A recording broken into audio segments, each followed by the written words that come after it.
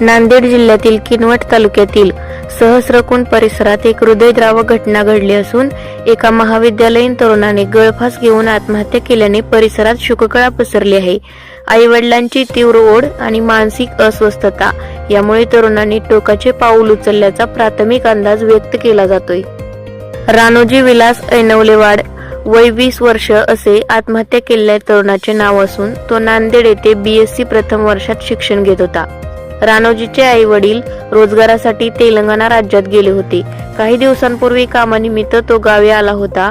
बुधवारी सकाळी रानोजीने आपल्या भावाला नांदेडला परत जायचे असल्याचे सांगितले.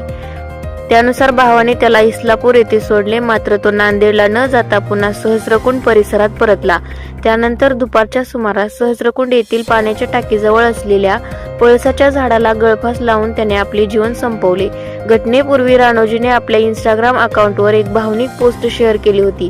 या पोस्टमध्ये त्याने आई-वडिलांची आठवण व्यक्त करताना लिहिले होते की, आई बाबा, आज तुमची खूप आठवण येत आहे. मी घरी येत आहे पण तुम्ही इथे नाही. लवकर या, मी वाट बघतोय. ही पोस्ट केल्यानंतर सुमारे 2 तासातच त्याने आत्महत्येची केली माहिती समोर आली. या घटनेची माहिती मिळताच पोलिसांनी घटनास्थळी धाव घेत नातेवाईकांच्या उपस्थित पंचनामा करण्यात आला. मृतदेह शवविच्छेदनासाठी इस्लापूर येथील प्राथमिक आरोग्य केंद्रात पाठवण्यात आला आहे.